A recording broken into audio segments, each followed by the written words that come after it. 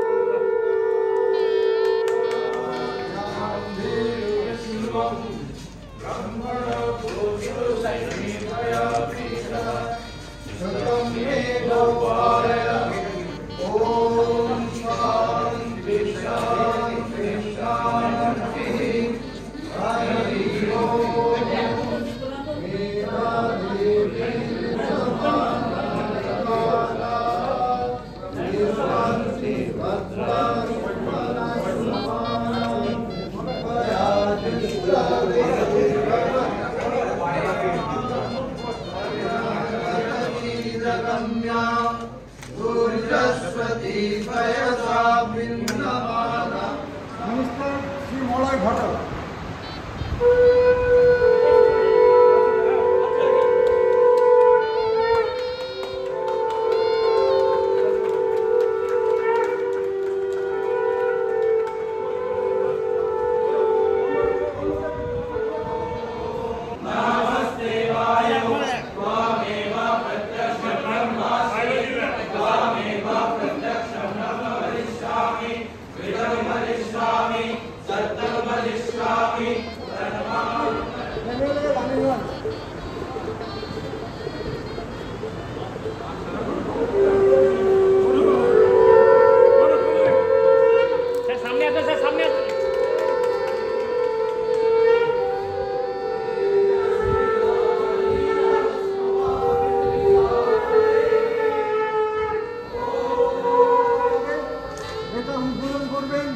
আমাদের সামনে আছেন পশ্চিমবঙ্গ সরকারের মন্ত্রী শ্রী মলয় ঘটক মহাশয়।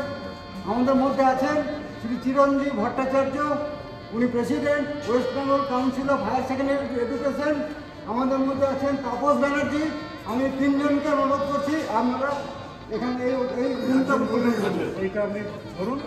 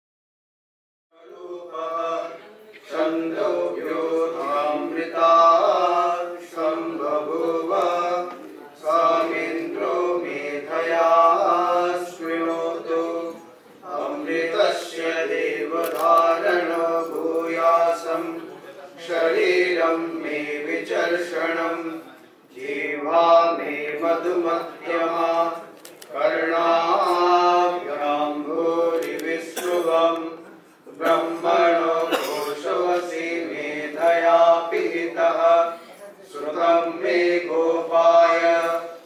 ॐ शान्ति शान्ति शान्तिः। हरि ओम्। मेधा देवी दुषमाणा नभागादिशाचि भद्रा सुमनस्यमाना त्वया जुष्टा नदमाना दुरक्त्वान् बृहद्वदेव विदते सुवीरा त्वया जुष्टा ऋषिर्भवति देवी त्वया ब्रह्मगतस्वीरुत त्वया जुष्टश्चित्र पुत्रं विन्द्यते वसुसानो द्रविणो न मेधे मेधां इन्द्रो ददातु मेधां देवी सरस्वती मेधां मे अश्विना भूमा दत्तं पुष्करस्रजा अप्सरासु च या मेधा गन्धर्वेषु च यण्मनः देवी मेधा सरस्वती सा मां मेधा सुरभिर्सदा स्वाहा आं मेधा सुरभिर्विश्वरूपा हिरण्यवर्णा जगति जगम्या ऊर्जस्वती पयसा विन्दमाना सा मां मेधा सुप्रतीकाजुषन्तां मयि मेधां मयि प्रजां मयि अग्निस्तेजो ददातु मयि मेधां मयि प्रजां मयि इन्द्रियं ददातु मयि मेधां मयि प्रजां मयि सूर्यो प्राजो ददातु ॐ हंस हंसाय विद्महे परमहंसाय धीमहि तन्नो हंस प्रचोदयात् ॐ शान्ति शान्ति शान्तिः हरि ओम तत्सत् श्रीरामकृष्णार्पणमस्तु সিংহাসনে বসি শুনেছ হে বিশ্বদিত মহাসিংহাসনে বসি শুনেছ হে বিশ্বদিত তোমারি রচিত ছন্দে মহান বিশ্বের গীত মহাসিংহাসনে বসি শুনেছ হে বিশ্বগীত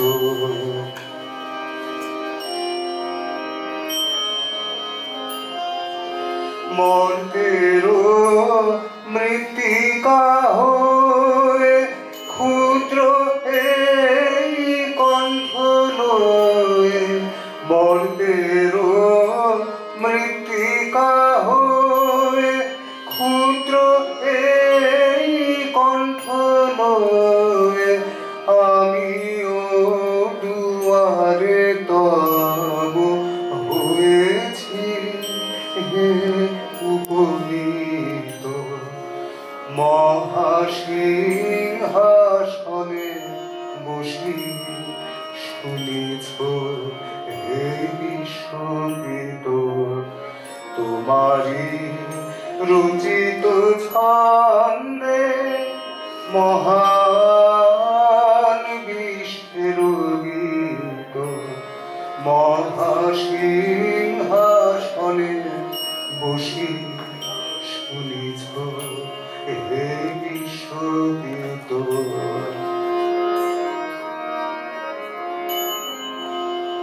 কিছু নাহি চাহি দেব কেবল দর্শন মানি তোমারে শুনাব গীত এসেছি তাহারি লাগি কিছু নাহি চাহি দেব কেবল দর্শন মাগি তোমারে শুনাব গীত এসেছি তাহারি লাগি গাহে যে রবি শশী সেই সভা মাঝে বসি গাহে যে রবি শশী সেই সভা মাঝে বসি একান্তে গাহিতে চাহে এই ভগবত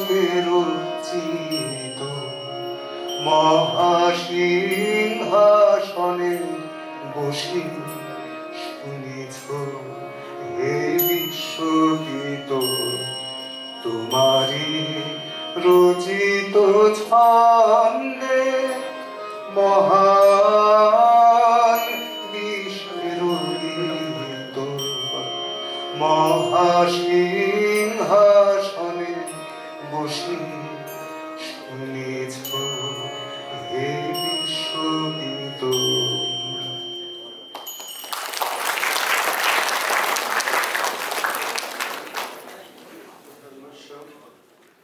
सर्वधर्मस्वरूपिणे अवतार वरिष्ठाय रामकृष्णाय ते नमः।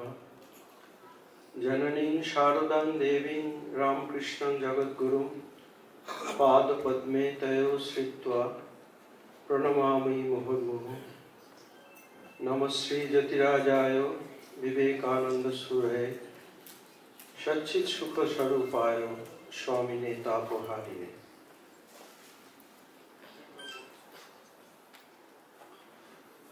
ঠাকুরমা স্বামীজির আশীর্বাদ নিয়ে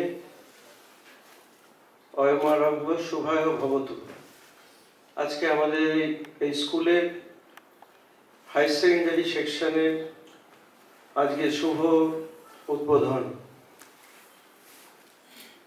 উদ্বোধনী অনুষ্ঠানে আমরা খুব আনন্দিত যে আমাদের প্রায় শতবর্ষে পদার্পণ করতে চলেছে এই আশ্রম পুরনো আশ্রম থেকে নতুন এই ক্যাম্পাসে স্থানান্তরিত হওয়ার পরে আশ্রমের এই যে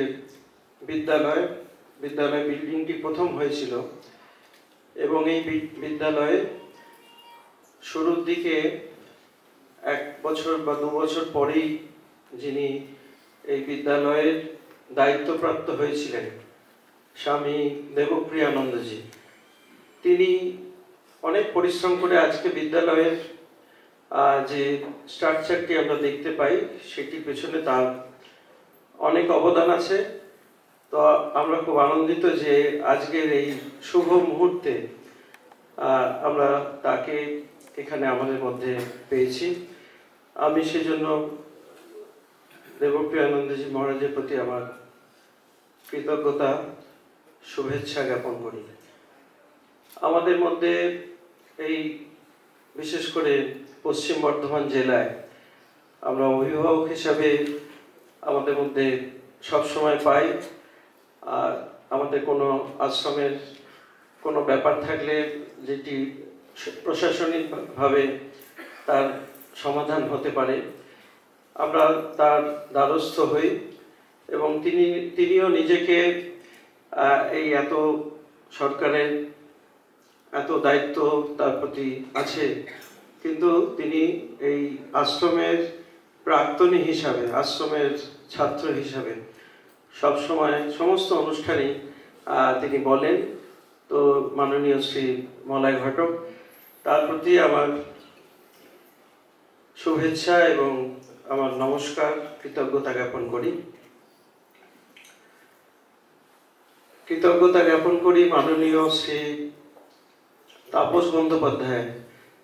তিনি বর্তমানে রানীগঞ্জের বিধায়ক, কিন্তু তিনি এর আগে আসানসোল দক্ষিণ তার বিধায়ক ছিলেন, সেখানে প্রায় তিনি বোধহয় 2 টার্ম এরকম ছিলেন।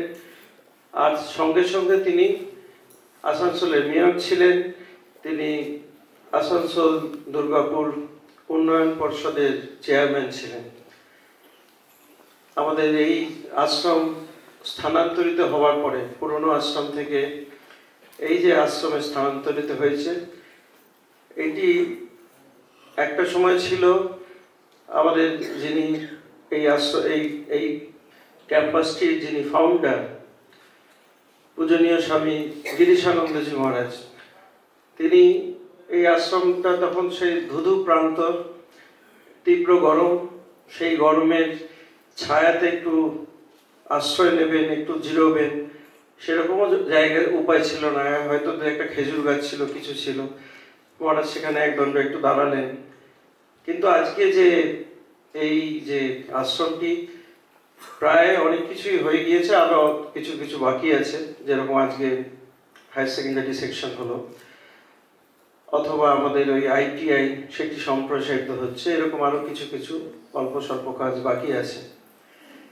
তো এই আশ্রমের এই যে রূপ, এই রূপের পিছনে অনেকটাই যিনি কখনোই তিনি তার মধ্যে সেটি করতে পেরে যে একটু নিজের অহমিকা বাড়ে, কখনোই তিনি সেটা চান না, প্রশ্রয় দেন না। সবসময় সেই তাদের প্রতি, ঠাকুরমা স্বামীজির প্রতি তিনি ভার অর্পণ করেন। সেই মাননীয় শ্রী তাপস বন্দ্যোপাধ্যায়, তাকে ছাড়া বোধহয় এই আশ্রমের কোনো অনুষ্ঠানই বোধহয় তাকে ছাড়া হয় না, এরকম ব্যাপার। তো সেই রকম তাকেও আমরা খুব অল্প সময়ের আগেই তাকে জানানো হয়েছিল, খুব একটা আগে জানানো হয়নি, কিন্তু তিনি এসেছেন, সেজন্য আমরা তার প্রতি কৃতজ্ঞতা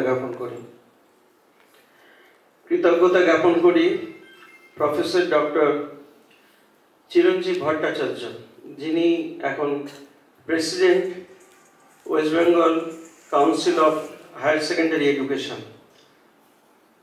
চিরঞ্জীব বাবু যবে থেকেই এই হায়ার সেকেন্ডারি কাউন্সিলের প্রেসিডেন্ট হয়ে আছেন, তবে থেকেই প্রায় এই আশ্রমের সাথে ওনার একটা যোগসূত্র হয়ে গিয়েছে। এই আশ্রমের অন্য এই পশ্চিম বর্ধমানে কোনো প্রশাসনিক ব্যাপারে তিনি হায়ার সেকেন্ডারি পরীক্ষার আগে ওই সমস্ত প্রধান শিক্ষকদের নিয়ে মিটিং বা আরও কোনো কাজে এদিকে এসেছেন, তা তিনি কখনো এই আশ্রমের আতিথেয়তা গ্রহণ করেছেন, বা আমি বলবো যে আমরা ধন্য হয়েছি যে তিনি এখানে এসেছেন। তো তিনিও সবসময় পারলে আমাদের এই যে আমরা যে ব্যাপার নিয়ে তার কাছে প্রস্তাব দিই, সেই প্রস্তাবটাকে 100%-এরও যদি বেশি থাকে, সেই মার্কস দেওয়ার জন্য তিনি প্রস্তুত থাকেন। এই রামকৃষ্ণ মিশনের প্রতি তার এই যে সহৃদয়তা, বিশেষ করে আসানসোল তো আছে, কিন্তু সার্বিকভাবে আমি এর আগে দেখেছি, রামহরিপুরে গিয়েছিলাম, সেখানে ওই হায়ার সেকেন্ডারি ইউনিটের উদ্বোধনে আমার থাকার সৌভাগ্য হয়েছিল। তা এরকম তিনিও এই আমাদের প্রতি তার এই প্রসন্নতা বা তার এই সহৃদয়তা, তাকে আমি কৃতজ্ঞ চিত্তে তাকে সেইটার প্রতি আমি আমার এই জানাচ্ছি, অ্যাকনলেজমেন্ট জানাচ্ছি, তাকে আমার শ্রদ্ধা এবং নমস্কার জানাই। আমাদের মধ্যে আছেন শ্রী সৌমেন চন্দ্র রাহা, তিনি ডিস্ট্রিক্ট ইন্সপেক্টর অফ স্কুলস পশ্চিম বর্ধমান। এই বর্ধমান জেলার তিনি সমস্ত এই শিক্ষা দপ্তরের তিনি একজন অভিভাবক স্বরূপ। তিনিও এখানে আসার পরে আমাদের প্রধান শিক্ষক মহারাজ এবং আমাদের আরও বিশেষ করে সন্তোষবাবু আছেন, আমাদের শিক্ষক, আরও যারা আছেন স্কুলের সাথে সংশ্লিষ্ট, তারা যখনই তার কাছে এই হায়ার সেকেন্ডারি ইউনিটের ব্যাপারে গিয়েছেন বা আরও কোনো প্রশাসনিক ব্যাপারে স্কুল সংক্রান্ত, তিনি সবসময় আমাদেরকে এগিয়ে দিয়েছেন। তিনি আজকে এসেছেন, তার প্রতিও আমার কৃতজ্ঞতা জ্ঞাপন করি। এখানে আমাদের আশ্রমের সাধু ব্রহ্মচারীবৃন্দ, আমাদের স্কুলের শিক্ষকবৃন্দ, আমাদের আশ্রমের ম্যানেজিং কমিটির প্রেসিডেন্ট, আরও ম্যানেজিং কমিটির অন্য সদস্যবৃন্দ, অভিভাবক অভিভাবিকাবৃন্দ এবং প্রিয় ছাত্রবৃন্দ, আমাদের এই হায়ার সেকেন্ডারি সেকশনটা একটা অভাব ছিল। আমাদের রামকৃষ্ণ মিশনের পশ্চিমবঙ্গে যে সমস্ত স্কুলগুলো আছে, প্রায় সবগুলোতেই হায়ার সেকেন্ডারি ইউনিট চালু হয়ে গিয়েছে, হয়তো আর একটা বা দুটো সেন্টার বাকি আছে। তো আমাদের এইটির খুব প্রয়োজন ছিল, যদিও এখনো আমাদের সেই পূর্ণাঙ্গভাবে সব কিছু করা এখনো সম্ভব হবে না, কারণ আমাদের একটি বিল্ডিং করতে হবে। তো সেই বিল্ডিংয়ের ব্যাপারে আমরা সরকারের কাছে দ্বারস্থ হয়েছি এবং বিশেষ করে তাপসবাবু যখন এই দায়িত্বে ছিলেন এডিডিএ চেয়ারম্যান, সেই সময় তিনি এই প্রস্তাবটিকে এগিয়ে দিয়েছেন এবং আমি যতটা খবর পেয়েছি সেটি পাস হয়ে গিয়েছে এবং হয়তো আমি ভাবছিলাম হয়তো এই মাসেই শুরু হয়ে যাবে ওর বিল্ডিংয়ের কাজ, কিন্তু বর্তমানে যিনি সেই প্রশাসনের ওই চেয়ারম্যানের দায়িত্বে আছেন তার ইচ্ছে বা তিনি চেয়েছেন সেটি মাননীয় মুখ্যমন্ত্রীর মাধ্যমে ভিডিও কনফারেন্সিংয়ের মাধ্যমে এটি চালু হবে।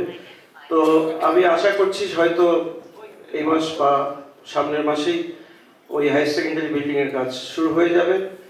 তো আমি গতকালকে আমাদের দেবপ্রিয়ানন্দ মহারাজের সঙ্গে একটু শেয়ার করছিলাম, একটু মজা করছিলাম যে আমাদের এই হায়ার সেকেন্ডারি ইউনিটটা আজকে যে আমরা এরকম এসেছি পড়াশোনার দিক দিয়ে এটি মানে ক্লাস শুরু হয়ে যাচ্ছে, কিন্তু এরও প্রায় বছরখানেক আগে আমরা একটা অনুষ্ঠান করেছিলাম, তাই সেখানে আমাদের পূজনীয় সাধারণ সম্পাদক মহারাজ এসেছিলেন, কিন্তু তখন আমরা করে উঠতে পারিনি, বিল্ডিংয়ের কাজ করে উঠতে পারিনি, এখনো হয়নি। তো আজকে এটি দ্বিতীয়বার এই হায়ার সেকেন্ডারি উদ্বোধন, তৃতীয়বার আশা করছি যখন ওই মাননীয় মুখ্যমন্ত্রী করবেন, তৃতীয়বার, চতুর্থবার তখন বিল্ডিংটা পুরোটা কমপ্লিট হয়ে যাবে, তখন আমরা আবার মিলিত হব, চতুর্থবার এই হাই সেকেন্ডারি সেকশনের উদ্বোধন হবে। তো যাই হোক, আমাদের রামকৃষ্ণ মিশনের মধ্যেই Asansol High School, Ramakrishna Mission High School, তার একটা বিশেষ জায়গা আছে। আমাদের মঠ মিশনের যারা কর্তৃপক্ষ, স্কুলের যখন রেজাল্ট বেরোয় তখন নরেন্দ্রপুর বা অন্য আরও প্রতিষ্ঠানের সঙ্গে আমাদেরটাকেও তার প্রতি বিশেষ নজর থাকে। তো সেই জন্য আমাদের যে মহারাজরা যিনি আছেন, প্রধান শিক্ষক মহারাজ এবং আমাদের শিক্ষকবৃন্দ, তাদের সবসময় তাদের যে তৎপরতা সেটিও এর মধ্যে থাকে। তো আগামী দিনে আমাদের এই সম্মিলিত প্রচেষ্টায় আমাদের এই স্কুল সুনামের দিকে আরো এগিয়ে যাবে। আর সবচেয়ে বড় কথা, আমরা যারা এই স্কুলের সাথে সংশ্লিষ্ট, আমরা ঠাকুরমা স্বামীজি এই আশ্রয়ে এই আমাদের এই পরিচালিত এই ভাবনাটিকেই আমাদের সর্বাগ্রে রাখতে হবে।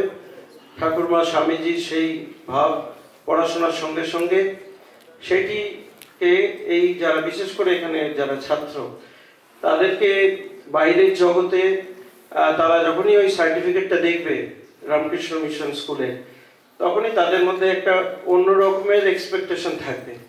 সেটি হচ্ছে সমাজের আর 10 জনের থেকে এর একটু আলাদা এই দিক দিয়ে শিক্ষাগত যোগ্যতা তো আছেই, তার সঙ্গে সঙ্গে তাদের মধ্যে মূল্যবোধ, এই মূল্যবোধটা সর্বস্তরে, যেমন বাড়িতে পিতামাতার প্রতি কর্তব্য, সঙ্গে সঙ্গে এই সমাজের প্রতি যে কর্তব্য, যে দায়বদ্ধতা, এইগুলোকে যারা এই প্রতিষ্ঠান থেকে পাশ করে যায় তাদের কাছে সমাজের এই একটা বড় প্রত্যাশা। তো আমাদের বিশেষ করে প্রধান শিক্ষক মহারাজ ভারুপানন্দ মহারাজ, তিনি যেরকমভাবে নিজেকে সবসময় এই স্কুলের জন্য তিনি সদা প্রস্তুত আছেন, এই স্কুলের কি করে তার এই সব দিকেই, যেমন পড়াশোনার মান আর তার সঙ্গে সঙ্গে এই মূল্যবোধ, এই দুটোকে এগিয়ে নিয়ে চলা, তো সেইটিতে ব্যপ্ত আছেন। আমি পুনরায় ঠাকুরমা স্বামীজির চরণে আমার প্রণাম জানিয়ে আজকে দেবপ্রিয়ানন্দজি, মাননীয় মন্ত্রী মলয় ঘটক, শ্রী তাপস বন্দ্যোপাধ্যায়, শ্রী চিরঞ্জীব ভট্টাচার্য, শ্রী সৌমেন চন্দ্র লাহা এবং উপস্থিত সুধীবৃন্দ, সকলের প্রতি আমার শ্রদ্ধা এবং কৃতজ্ঞতা। Others, with this base imitation of others, with this dependence on others, this slavish weakness, this vile, detestable cruelty, would you, with this provisions only scale the highest pinnacle of civilization and greatness? Would you attain by means of your disgraceful cowardice that freedom deserved only by the brave and the heroic? O India, forget not that the ideal of your motherhood is Sita, Savitri and Damayanti. Forget not that the god you worshipped is the great Sankara, the lord of Uma. Forget not that your marriage, your wealth, your life are not for your sense pleasure, are not for your individual personal happiness. Forget not that you were born as a sacrifice to the mother's altar. Forget not that your social order is but the reflex of the infinity universal motherhood. Forget not that the lower classes, the ignorant, the poor, the destitute Indian, the illiterate, the cobbler, the sweeper are your flesh and blood, your brothers. You brave one, be bold, take courage and be proud that you are an Indian and proudly proclaim, I am Indian. Every Indian is my brother. Say, the ignorant Indian, the poor Indian is my brother. The destitute Indian, the Brahmin Indian, the Pariah Indian is my brother. Proudly proclaim at the top of the voice that the Indian is my brother, the Indian is my life, India's God and goddess are my God. India's society is the cradle of infancy, the pleasure garden of my youth, the sacred heaven, the Varanasi of my old age. Say, brother, the soil of India is my highest heaven. The goodness of India is my good. And repeat and pray day and night, O my Lord of Gauri, O my Lord of Uma, O my Mother of Universe, give me humanity. O my Mother of strength, take away my weakness and take away my unmanliness. Make me a real man. Thank you. Shrimat Swami Debapriyanandaji Maharaj, Ramakrishna mission institute of culture, Gold Park, Kolkata. আছেন doctor Chiranjib Bhattacharya, president West Bengal council of higher secondary education, Vidyasagar Bhavan, Salt Lake, Kolkata. Shri Tapas Banerjee, আমাদের স্কুলের এক student, Ramakrishna মিশনের, আমার অগ্রজ, মানে আমার থেকে সিনিয়র ছিলেন ক্লাসে। আমরা দুজনেই রামকৃষ্ণ মিশনের প্রাক্তন ছাত্র। এবং উপস্থিত হয়েছেন সোমেন চন্দ্র লাহা, ডিআই অফ স্কুল, আমাদের পশ্চিম বর্ধমান জেলা। আমি মহারাজকে বলছিলাম সুযোগ পেয়ে যে মহারাজ, এখানে একটা রামকৃষ্ণ মিশনের থেকে কলেজ করলে হয় না? কারণ এখানে যারা কৃতি ছাত্র, যারা রামকৃষ্ণ মিশনে পড়াশোনা করেন, খুব ভালো রেজাল্ট করেন, তাপস দেখতে হবে বলছিল যে এরা বিভিন্ন জায়গায় গিয়ে ক্লাস 11, 12 বা অন্যান্য কোর্সে ভর্তি হবে এবং সেখানে খুব ভালো রেজাল্ট করেন। তো সেই স্কুলটার নাম হয় রামকৃষ্ণ মিশন, এর নামটা চাপা পড়ে থাকে। এখানে যদি 11, 12 শুরু হচ্ছে, এটাই তো সব থেকে গর্বের ব্যাপার। সায়েন্স দিয়ে শুরু হয়েছে।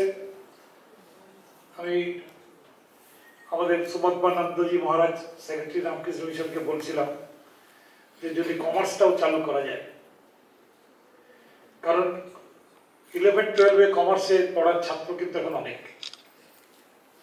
আমরা বিভিন্ন কলেজে গভর্নিং বডিতে রয়েছি প্রেসিডেন্ট হিসাবে, BB College, BC College, Girls College, Kulti College, Khadra College, এই সমস্ত কলেজে দেখছি যে জেনারেল কোর্সে, মানে বিএ, বিএসসি, বিকম, এই কোর্সে ছাত্র ভর্তির সংখ্যা আস্তে আস্তে কমছে। এর কারণ যারা ছাত্ররা পড়াশোনা করতে যাচ্ছেন তারা জব ওরিয়েন্টেড কোর্স বেশি পছন্দ করছেন। যেমন একটা কোর্সে ভর্তি হয় ইঞ্জিনিয়ারিংয়ে, ডাক্তারিতে, কিংবা আরও যেখান থেকে চাকরি পাওয়া খুব সোজা, বিসিএ, বিবিএ, সেগুলোতে ভর্তি হলে হয়তো আমি খুব তাড়াতাড়ি নিজের প্রতিষ্ঠিত হতে পারবো। তো স্বাভাবিকভাবেই যদি বিকম শুরু করা যায়, বিকম কিন্তু একটা জব ওরিয়েন্টেড কোর্স। কারণ বিকমের থেকে চার্টার্ড অ্যাকাউন্টেন্ট বা কস্ট অ্যাকাউন্টেন্ট খালি হয় না, বিকম থেকে আগামী দিনে অনেক বড় জায়গাতে পৌঁছানো যায়। সায়েন্সেও যায়, আর্টসেও যায়, কিন্তু বিকমেও যায়। তাই আমরা যদি 11-12 আর্টস কমার্স সবগুলো তাড়াতাড়ি চালু করতে পারি, তাহলে আমাদের এই অঞ্চলের যারা কৃতি ছাত্র তারা অন্তত ক্লাস 10 পাস করার পরে বাইরে চলে যাবে না, আর আমাদের এই শহরেই থাকবে, এখানেই পড়াশোনা করবে। এবং যদি কলেজ করা যায় তাহলে গ্রাজুয়েশন পর্যন্ত আমরা তাদেরকে এই শহরে রাখতে পারবো। এবং এই সমস্ত কৃতি ছাত্ররা আগামী দিনে প্রতিষ্ঠিত হয়ে আমাদের এই শহরেই তারা থাকতে পারবেন। তো আমি বক্তব্যকে দীর্ঘায়িত করছি না, খালি মহারাজকে বলছিলাম যে মহারাজ, আমরা তো পড়েছিলাম পুরনো রামকৃষ্ণ মিশন আশ্রমে, এখন যেটা আশ্রম মোড় বলে।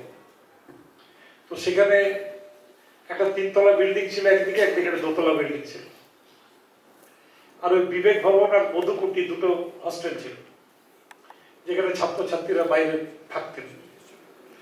তো যখন রামকৃষ্ণ মিশনে আসি তখন সেই পুরোনো দিনের স্মৃতিগুলো মনে পড়ে, খেয়াল পড়ে। এবং সত্যি কথা কি জানেন, রামকৃষ্ণ মিশন থেকে যদি কেউ পড়ে তাহলে সেটাই কিন্তু তার একটা গর্ব। আমি নিজে মন্ত্রী হয়ে জানি না কতটা গর্বিত, কিন্তু রামকৃষ্ণ মিশনের একজন এক্স স্টুডেন্ট হিসাবে তার থেকে বেশি গর্বিত। আমি সবাইকে বলি আমি রামকৃষ্ণ মিশনের স্টুডেন্ট। তো তাই রামকৃষ্ণ মিশনে যারা পড়ছেন ছাত্রছাত্রী, তাদেরকে বলবো যে আপনারা জীবনে প্রতিষ্ঠিত হন, আরো বড় হন। খালি রামকৃষ্ণ মিশন নয়, আমাদের এই শহরের নাম উজ্জ্বল করুন। এইটুকু কথা বলে সকলকে আমার তরফ নমস্কার, ধন্যবাদ জানিয়ে আমার বক্তব্য উপবিষ্ট সম্মানীয় ব্যক্তিবর্গ যারা আছেন তাদেরকে আমার তরফ থেকে প্রথমে শ্রদ্ধা জানাই। আছেন স্বামী দেবপ্রিয়ানন্দজি মহারাজ, মলয় ঘটক মন্ত্রী মহাশয়, professor doctor Chiranjib Bhattacharya, president West Bengal council of higher secondary education, মাননীয় শ্রী তাপস ব্যানার্জি এমএলএ রানীগঞ্জ, তাদের এবং মহারাজ সামনে আমার উপবিষ্ট যারা আছেন, মহারাজগণ, শিক্ষক শিক্ষিকাগণ, অভিভাবকগণ এবং সব থেকে প্রিয় যেটা আমাদের এডুকেশন ডিপার্টমেন্টের আমার প্রিয় ছাত্ররা। আমি এই জেলায় 1 মাস এসেছি, যদিও এটা আবার নিজের জেলা। তো জেলা বিদ্যালয়ের পরিদর্শক মাধ্যমিক শিক্ষা হিসেবে 1 মাস এসেছি এবং আসার পরেই এখানের প্রধান শিক্ষক স্বামী ভারবানন্দজি মহারাজ গিয়ে আমাকে বলেছিলেন যে আমরা একদম অনুষ্ঠান উদ্বোধন করতে যাচ্ছি। তা আমি সেদিক থেকে খুব গর্বিত যে আমি একটা সুন্দর অনুষ্ঠানের আজকে সাক্ষী হতে পারলাম।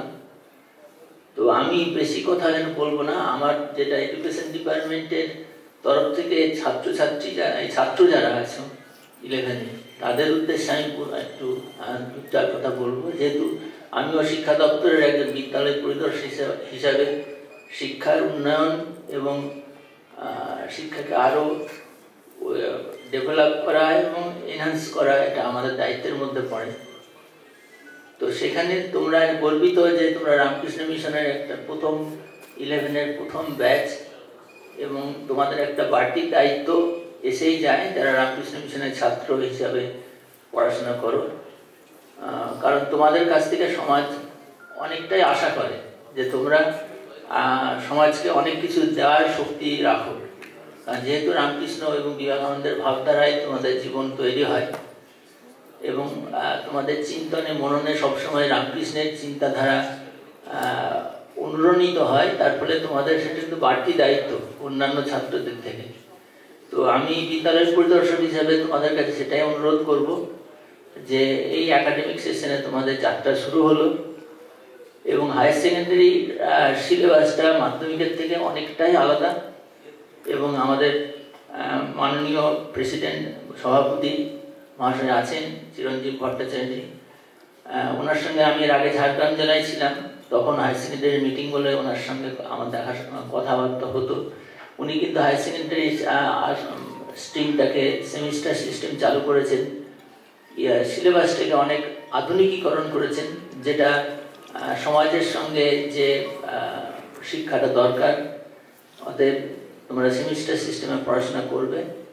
উনি খুবই সচেষ্ট এবং প্রকৃতপক্ষে একজন একাডেমিশিয়ান, তিনি চেষ্টা করছেন। কিন্তু যারা শিক্ষক থাকবেন, অন্যান্য আধিকারিকরা থাকবেন, বিদ্যালয় দপ্তর থাকবে, কিন্তু মূল দায়িত্ব কিন্তু তোমাদের ছাত্রদের, কারণ তোমাদেরকেই পাঠ্যক্রম করতে হবে।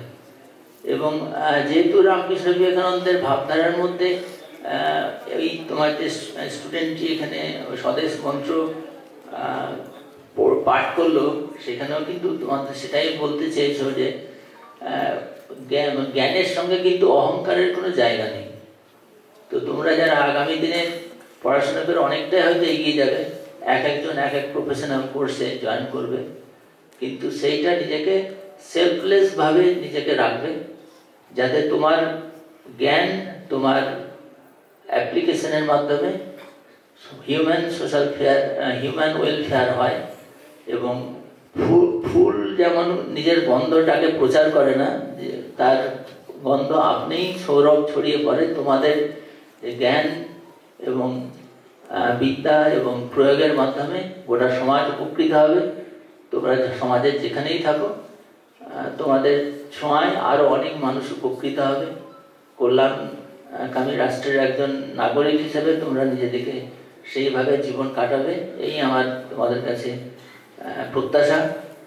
এইটুকু বলেই আমি আবার আমার উপস্থিত অতিথিবৃন্দ, সম্মানীয় অতিথিবৃন্দ, আমার সামনে উপস্থিত মহারাজবৃন্দ, ছাত্রদের আমি আমার সহযোগী নমস্কার, শ্রদ্ধা, ভালোবাসা জানিয়ে শেষ করছি।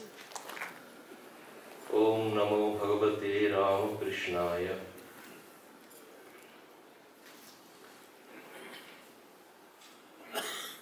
আমি ভালো বক্তা নই, সেটা একটু পরই বোঝা যাবে, কিন্তু আমি কৃতজ্ঞ আজকে এই অনুষ্ঠানে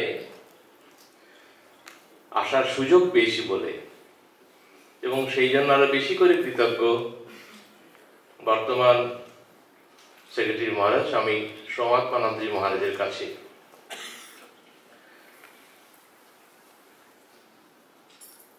পূজনীয় বড় মহারাজকে আমার প্রণাম, অন্যান্য মহারাজ বৃন্দ, আমার ভ্রাতৃপ্রতিম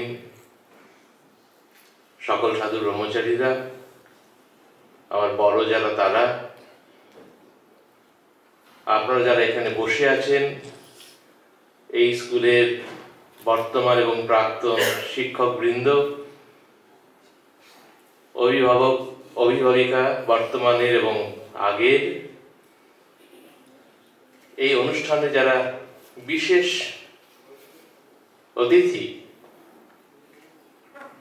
শ্রী মলয় ঘটক মহাশয়, তাপস ব্যানার্জি মহাশয়, প্রফেসর ডক্টর চিরঞ্জীব ভট্টাচার্য মহাশয়, শ্রী সৌমেন চন্দ্র লাহা মহাশয়, এবং আপনারা সকলে, আর শেষে বিশেষ করে আমার ছাত্র ভাইয়েরা, সকলকে আমি আমার শ্রদ্ধা, নমস্কার, আন্তরিক ভালোবাসা জানাই। পূজনীয় সেক্রেটারি মহারাজ বললেন, এই আশ্রম প্রায় 100 বছরে পদার্পণ করতে চলেছি। একদম ঠিক। 1926 সালে প্রথম কিছু মানুষ, এটা 2025, 1926-এর কথা, সেই সময় এই আসানসোল অঞ্চলে কিছু মানুষ যারা ঠাকুরমা স্বামীজিকে ভালোবাসেন, তারা একটি কমিটি করে প্রথম একটি রূপ দেওয়ার চেষ্টা করেন, ভক্ত গোষ্ঠী গড়ে ওঠা শুরু হয়। সেই থেকে আশ্রমের সূত্রপাত, তারপর জায়গা জমি এই আশ্রম এবং একটি স্কুল চালু হলো। আজকে যেটি মহিলা কল্যাণ স্কুল, সেটি ছিল তখন রামকৃষ্ণ মিশন গার্লস স্কুল। তারপরে যখন এই আশ্রম বেলুড় মঠের শাখা কেন্দ্র হয়, তখন ওই রামকৃষ্ণ মহিলা কল্যাণ গার্লস স্কুলটি মহিলা কল্যাণ গার্লস স্কুল রূপে আশ্রমের বাইরে আর আশ্রমের ভেতর পরে এই বিদ্যালয় বয়েজ স্কুল শুরু হয়। 1939-এ এই রামকৃষ্ণ মিশনের শাখা কেন্দ্র রূপে এর নতুন রূপে অগ্রগতির সূত্রপাত। তারপরে ধীরে ধীরে এই স্কুল কিন্তু আপগ্রেডেশন হয় এবং 1957 সালে মাল্টিপারপাস স্কুল শুরু হলো।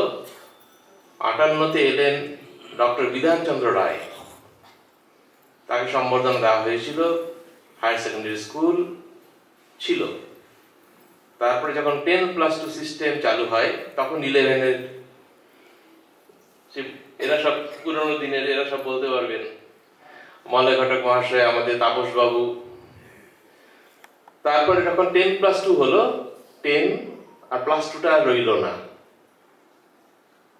তারপরে স্থানান্তরিত হয়ে আমাদের এই বর্তমান এই জায়গায় আমাদের স্কুল উঠে এলো, আশ্রম উঠে এলো। আমার আগে যিনি ছিলেন পূর্বসূরি কৃপামানন্দ মহারাজ, উনি চলে গেলেন কানাডায়, আমি এলাম। এসে আমি সেই পুরনো দিনের কিছু পিপেট, বুলেট, তারপরে তুলাযন্ত্র, সেগুলো রবিদা রেণুদা সব গুছিয়ে গুছিয়ে রাখতেন। আর তার মধ্যে থেকে দেখতে পেয়ে সেগুলো কয়েকটা আমাদের মাস্টারমশাইরাও কিছু কিছু কাজে লাগাতেন। ছিল রাখা ছিল জিনিসপত্রগুলো, ওয়েট বক্স, আরো কিছু আমি নিজে দেখেছি। একটা 100 বছর ধরে এই আশ্রমের যাত্রা চলছে। যারা বড় মহারাজরা ছিলেন তাদের কথা পাওয়া যায়, নাম জানা যায়। আরো অনেক মহারাজরা ছিলেন, তাদের কথা আমরাও আস্তে আস্তে ভুলে যাচ্ছি, কালের গতিতে, কালের স্রোতে হারিয়েই যায়। প্রথম দিকে যেমন সদ্ভাবানন্দজি শুরু করলেন এই আশ্রমের সূত্রপাতের কথা, মৃত্যুঞ্জয়ানন্দজি মহারাজের হাত ধরে, তারপর নিরাময়ানন্দজি, চন্দ্রানন্দজি, মিত্রানন্দজি, বিনয়ানন্দজি, তারপরে এলেন গিরিশানন্দজি মহারাজ। এখন তিনি আগে এই আশ্রমে ছিলেন, পরে অন্য আশ্রমে, বা এখানে আসার আগে অন্য আশ্রমে। এখন তিনি রামকৃষ্ণ মঠ মিশনের পূজনীয় ভাইস প্রেসিডেন্ট মহারাজ। কত মানুষের প্রাণে শান্তি যোগাচ্ছেন। গিরিশানন্দ মহারাজের পরে বলভদ্রনন্দী মহারাজ এলেন, তিনিও একটি আশ্রমে আবদ্ধ না থেকে এখন মঠ মিশনের ট্রাস্টি ও চিফ পরিষদের সদস্য। কত সেন্টারে, কত জায়গায়, কত সমস্যার সমাধান তাকে ছুটতে হচ্ছে। তারপরে সুখানন্দজি মহারাজ, এবং বর্তমানে আমরা তো দেখতেই পাচ্ছি মহারাজের হাত ধরে। আমি কালকে মহারাজকে বলছিলাম, মহারাজ আশ্রমটা খুব সুন্দরভাবে সেজে উঠছে। আমি এলাম প্রায় 6 বছর পরে। মন্দির প্রতিষ্ঠার উৎসবে আমার আসার সুযোগ হয়েছিল, আমি তখন বিদেশে ছিলাম। মহারাজে নিয়ে এসেছিলেন খরচ করে। 3 মহাদেশ থেকে 3 মহারাজ হাজির হয়েছিলেন এখানে যারা ছিলেন। অঞ্জন মহারাজ এসেছিলেন রাশিয়া থেকে, মুরারি মহারাজ, কৃপানন্দ মহারাজ এসেছিলেন টরন্টো থেকে, আর আমি এসেছিলাম আফ্রিকা থেকে। তখন আপনারা সবাই জানেন সেই সময় কত সুন্দর অনুষ্ঠান হয়েছে এখানে, মন্দির প্রতিষ্ঠা উৎসব। তারপরে তো এই হল, ভিটিসি থেকে ITI উত্তরণ, আজকে স্কুল 10 থেকে 11-12 শুরু হতে যাচ্ছে। তারপরেতে আমাদের স্বাস্থ্য পরিষেবার উন্নতি, পুরো আশ্রমটি খুব সুন্দর ধীরে ধীরে সেজে উঠছে।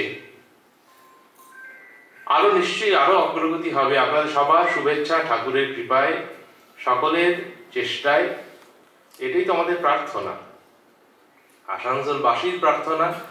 আসানসোল স্কুলে যারা পড়েছে, যারা পড়েনি, স্কুলে যখন এক্সিবিশন হতো তখন অনেকে আসতেন, তারা ভক্ত মানুষ, আশ্রমকে ভালোবাসে দেখতে আসতেন। তাদের ছেলেরা পড়তো তা নয়, গার্জেন ছিলেন তা নয়, কিন্তু আসতেন, আশ্রমের ভালোবাসা, আশ্রমের টানে আসতেন, এখনো আসেন। আপনারা দিন দিন আরো সেই সংখ্যা বাড়তে থাকুক এই প্রার্থনাই করব।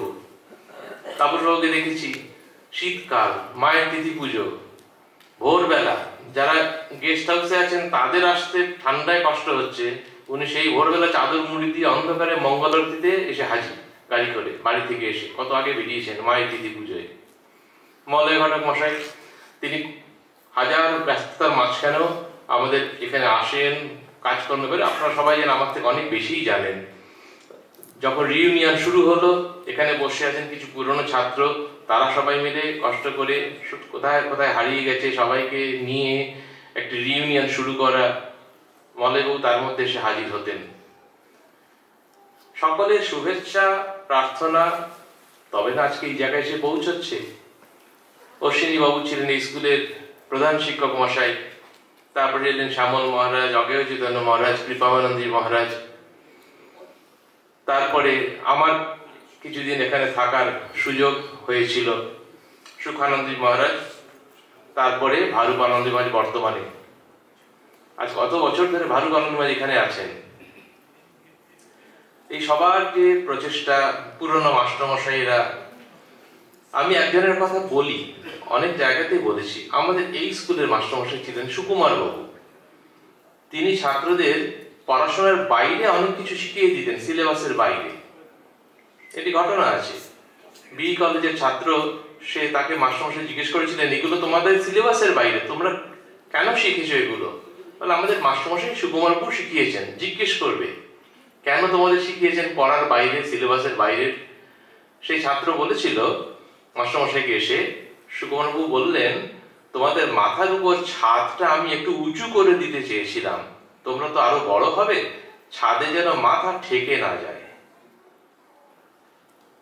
তো সেটা আমি যখন এখানে ছিলাম তখনও দেখেছি মাস্টারমশাইরা অনেক কিছু পড়িয়েছেন, যেটা আজকে প্রতিষ্ঠিত ছাত্র তারা বলে।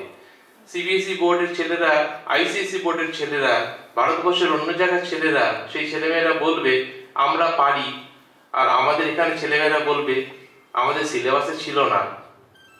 এটা চলবে না।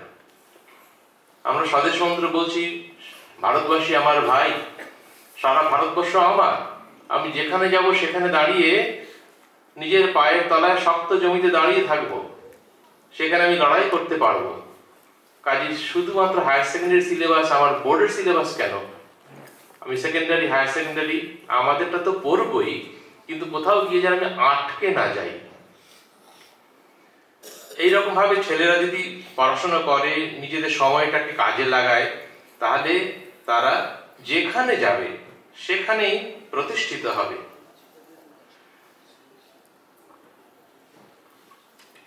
এখানে স্কুলের ভালো রেজাল্ট, সে তো আমরা সবাই চাই।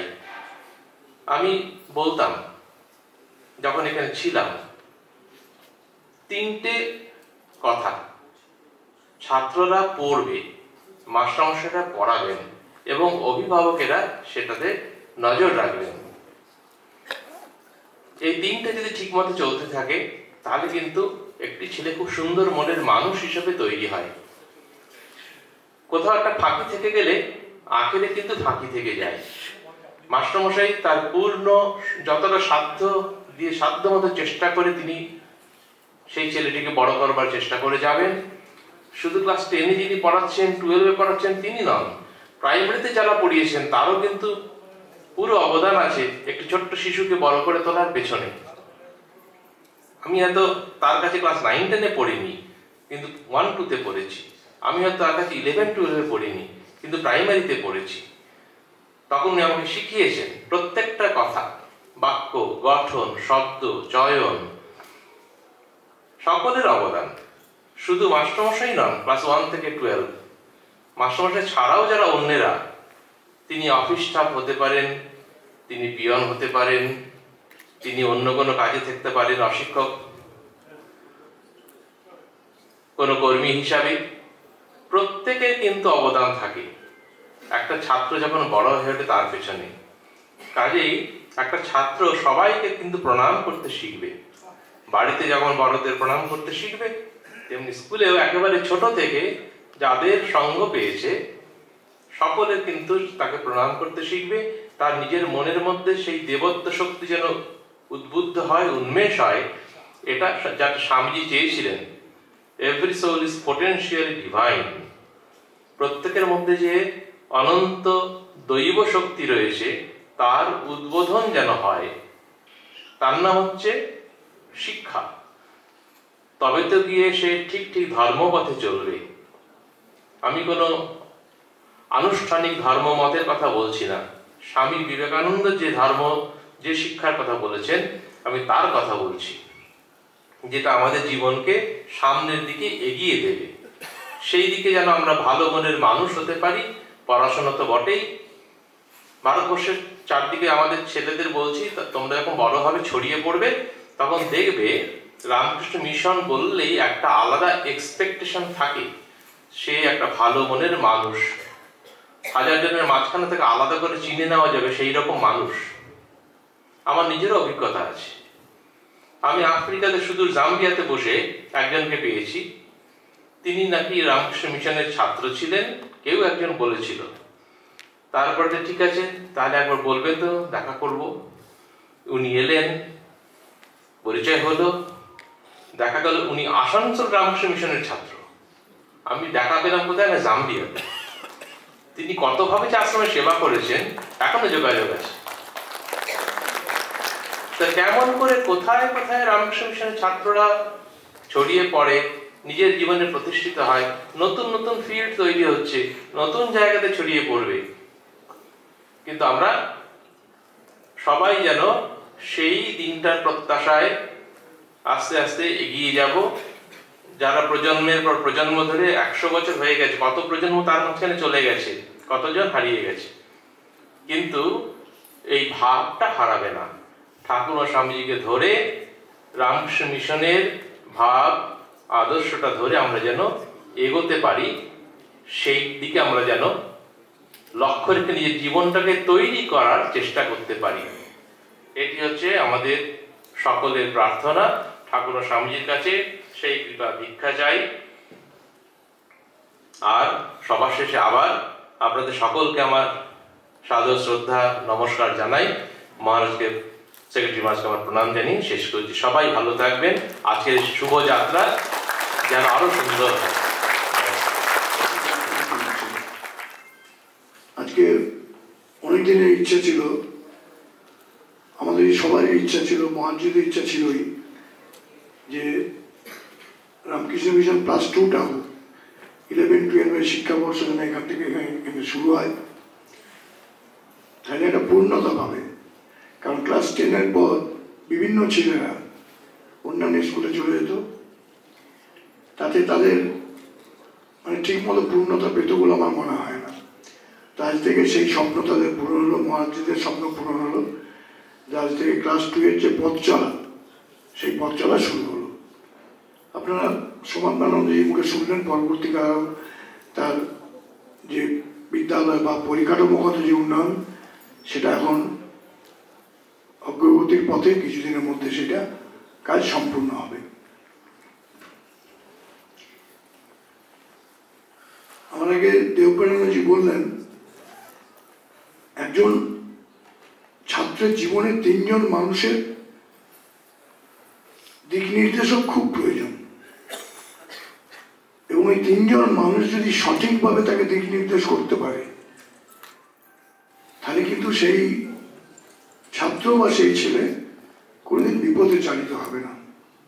এই 3 জনকে, একজন বাবা, একজন মা, আর একজন তার শিক্ষক। এবং এই 3 জনের মধ্যে যদি যোগসূত্র কোথাও ভিন্ন হয়, তাহলে কোথাও না কোথাও তার সে জীবনের যে মানুষ হবার যে সুযোগ, সে মানুষ হবার পূর্ণতা কিন্তু সে পাবে না। এই মানুষ কেন বললাম আমি? আমরা দেখবেন কেউ যখন মারা যান, আমরা তখন বলি যে প্রণাম কর, একটা মানুষের মতো মানুষ চলে গেল। তো তারও 2 হাত ছিল, 2 পা ছিল, মাথায় চুল ছিল, দেখতে সুন্দর ছিল, সবাই তো আমরা। কিন্তু কেন বলি মানুষের মতো মানুষও চলে গেল? কেন মহারাজজির কাছে বলি মহারাজজির আশীর্বাদ করুন আমার ছেলে যেন মানুষ হয়? একমাত্র মানুষ ছাড়া অন্যান্য জীবজন্তু যে নাম নিয়ে জন্মায় সেই নাম নিয়ে কিন্তু মারা যায়। একটা পশু পশু হয়ে জন্মায়, কুকুর হোক, বাঘ হোক, ইঁদুর হোক, শেয়াল হোক, সে সেই নাম নিয়েই মরে। কিন্তু আমরা মানুষ হয়ে জন্মাই, কিন্তু মানুষ হয়ে মরতে গেলে একটা কঠিন জীবনের জার্নি লাগে। সেইটা কিন্তু আমাদের জীবনে অর্জন করতে হয় আমাদের যাপনের মাধ্যমে। তো সেই যাপনটা যদি না করতে পারি তাহলে কিন্তু মানুষ হয়ে আমরা আমাদের যাত্রা শেষ করতে পারবো না। তাই তার পেছনে তিনজন যে বললাম, তাদের যদি কোথাও বিচ্যুতি থাকে তাহলে কিন্তু সন্তান বা সন্ততির মানুষ হওয়া কিন্তু একটু কোথাও কোথাও মুশকিল হয়ে যাবে। এই যে যেসব ছাত্ররা এখানে পড়ছে আর কি, যারা ভর্তি হয়েছে, আগামী দিনে যারা ভর্তি হবে, আরো ছাত্ররা আসবে, এরা যে শিক্ষাটা এখান থেকে পাবে সেই শিক্ষা কিন্তু পৃথিবীতে আর কোথাও দেওয়া হয় না। হয়তো পরিকাঠামোগত আরো বিশাল ব্যবস্থা আছে, এমন এমন স্কুল আছে আমরা জানি প্রত্যেক ক্লাসে এসি আছে। সেইখান থেকে যারা বেরোবে তারা সব শিক্ষা পায়, বিবেকী শিক্ষা তারা পায় না। একজন শিক্ষিত মানুষের মধ্যে, শিক্ষিত তখনই তাকে বলবো যার মধ্যে বিবেকী শিক্ষা আছে। বিবেকী শিক্ষাটা কিরকম? একটা ঘটনার মাধ্যমে আমি বলে বুঝতে সুবিধা হবে ছাত্রদের। একটা বিশাল ব্রিজ হয়েছে, ব্রিজের দেখভালের জন্য বড় বড় ইঞ্জিনিয়ার আছেন, বিশাল বিশাল পাশ করা, দেশে বিদেশে ডিগ্রি আছে। কিন্তু দেখা গেল ব্রিজটা কিছুদিন পর পড়ে গেল, ভেঙে গেল। ব্রিজটা কেন ভাঙল? যারা দায়িত্বে ছিলেন তারা বিশাল বিশাল ডিগ্রি অর্জন করে এসেছিলেন, সেখানে তাদের কোনো ফাঁকি ছিল না। হ্যাঁ, ফাঁকি একটা জায়গায় কোথাও না কোথাও ছিল, কোথায় ফাঁকি ছিল? তার বিবেকী শিক্ষা ছিল না। তার বিবেকী শিক্ষা না থাকার জন্য সে কোথাও না কোথাও কম্প্রোমাইজ করেছে, এবং কম্প্রোমাইজ করার জন্য সে ব্রিজটা তার ভেঙে গেল। তার শিক্ষা কিন্তু সম্পূর্ণ হল না। এই রামকৃষ্ণ মিশন এমন একটা প্রতিষ্ঠান যেখান থেকে সে বিবেকী শিক্ষাটা পাবে। আরেকটা প্রবণতা আমি দেখেছি বিভিন্ন স্কুলে, 11-12 যারা ভর্তি হয় তারা কিন্তু সেই ক্লাস না করা একটা প্রবণতা তাদের মধ্যে ছড়িয়ে পড়ে। বড় বড় প্রাইভেট যে ইনস্টিটিউশনগুলো আছে, কাগজে বড় বড় বিজ্ঞাপন দেয়, সেই বিজ্ঞাপনের মোহতে তারা সেই ক্লাসগুলো না করে সেই সব জায়গায় চলে যায়। আলটিমেটলি কি হয় আমি জানি না, সেখান থেকে কিভাবে বেরিয়েছে, কত বেরিয়েছে আমি জানি না। কিন্তু একটা মানুষের জীবনে যদি বিবেকী শিক্ষা সম্পূর্ণ না থাকে তাহলে কিন্তু তার শিক্ষা কিন্তু সম্পূর্ণ হয় না। আমরা এই মিশন থেকে যারা যারা মিশনের বর্তমান স্টুডেন্ট, তাদের বারবার মনে রাখতে হবে যে আমরা ঠাকুরমা স্বামীজির আশ্রিত। আমাদের দ্বারা কোনো ভুল কাজ হতে পারে না, আমাদের দ্বারা কোনো খারাপ কাজ হতে পারে না। মহারাজজি বলছিলেন যে একজন মানুষের বড় বড় আই মিন টু সে প্রতিষ্ঠা পাবার পেছনে সবারই অবদান আছে। মা বাবার অবদান আছে, শিক্ষকদের অবদান আছে, শিক্ষাকর্মীদের অবদান আছে। যে টোটোওয়ালা সকালে স্কুলে আসে ঠিক সময়ে, যে ওই পিক আপ ভ্যানটা যে স্কুল নিয়ে আসে, যে ড্রাইভার আঙ্কেল বা ড্রাইভার কাকু যাকে আমরা বলি, তারও অবদান আছে। এটা আইনস্টাইনের কথা, যে তুমি প্রতিনিয়ত মনে তোমার জীবনে বেড়ে ওঠার পেছনে সমাজের প্রত্যেকটি মানুষের অবদান আছে, মনে করতে হবে। তুমি যে বইটা পড়ছো, বইটা তুমি দেখোনি, কিন্তু বই পড়ছো, সে বইয়ের মাধ্যমে তোমার জ্ঞান অর্জন করছো, সেই বইটা কেউ লিখেছে। তুমি যে খাবারটা খাচ্ছ, ধান চাল গম তুমি রোপণ করনি, কিন্তু সেটা কেউ না কেউ রোপণ করছে, তোমার বাড়ির চাল। তাই তোমার বেড়ে ওঠার পেছনে সমাজের প্রত্যেকটা মানুষের অবদান আছে। এই কৃতজ্ঞতার বোধের রেখেই প্রত্যেকটা মানুষকে ভালোবাসতে শিখতে হবে, যেটা বিবেকানন্দ বলেছেন। আইনস্টাইন বলতেন যে আমার এই উন্নতির পেছনে আমি প্রতিনিয়ত সেই সব মানুষকে স্মরণ করি যারা আমাকে আজকে এখানে দাঁড় করিয়ে দিয়েছেন।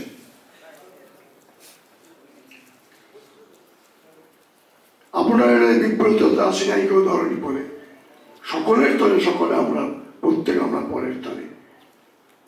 এই মানসিকতা নিয়ে আমাদের চলতে হবে, তবেই কিন্তু আমরা সত্যিকারের মান আর হুঁশ যুক্ত যে ঠাকুর বলতেন সে মানুষ হতে পারবো। আর একটা কথা বলে আমি আমার বক্তব্য শেষ করবো, যে কোনোদিন সত্যকে ছিল না। বিবেকানন্দ বলতেন, বারবার বলতেন যে সত্যের জন্য সবকিছু ত্যাগ করা যায়, কিন্তু কোনো কিছু যেন সত্যকে ত্যাগ করা যায় না। এবং নিজেরা দেখবেন, জীবনে দেখবেন, পরীক্ষা করে একটা মিথ্যা কথা যদি বলো না, সেই মিথ্যা কথাটা তোমাকে মেনটেন করার জন্য আর 25টা মিথ্যা কথা বলতে হবে, 25টা। আর অনেক অভিভাবক আছেন, আমার বলাটা এটা দৃষ্ট হবে কিনা আমি জানি না, মাঝে বলবো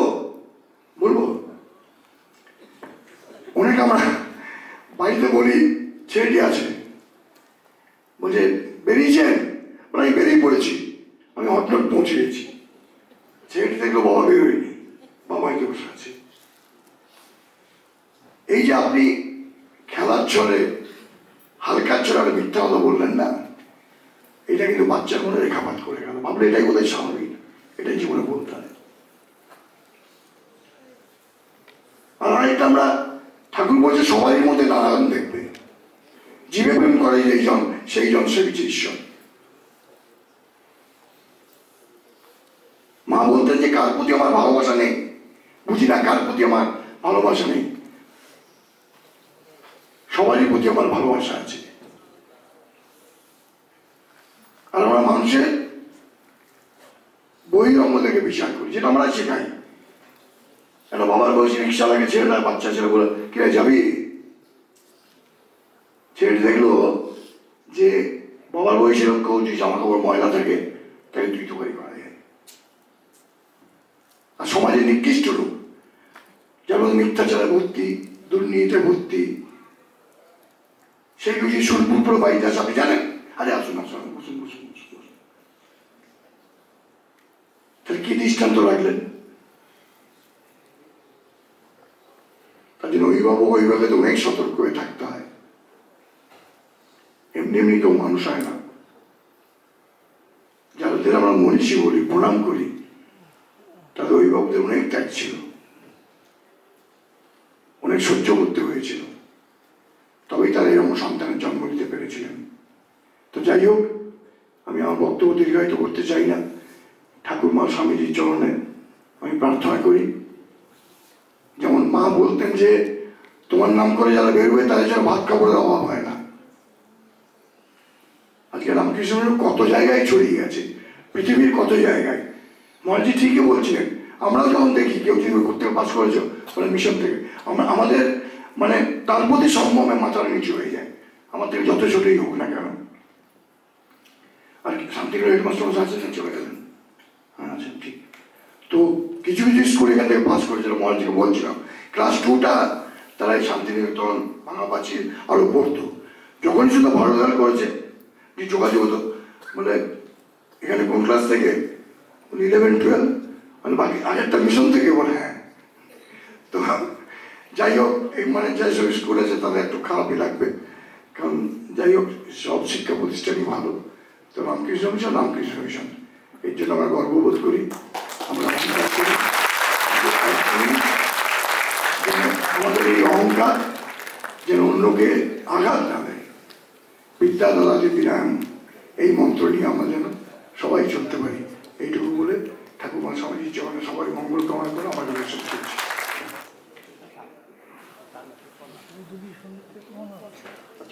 শুরুতেই ঠাকুর শ্রী শ্রী মা এবং স্বামীজির প্রতি নমস্কার জানিয়ে আমি কয়েকটি বক্তব্য রাখব। Good morning everybody. এখানে মঞ্চে উপস্থিত আছেন Shrimat Swami Debapriyanandaji Maharaj, Ramakrishna mission institute of culture, Golpark, Kolkata.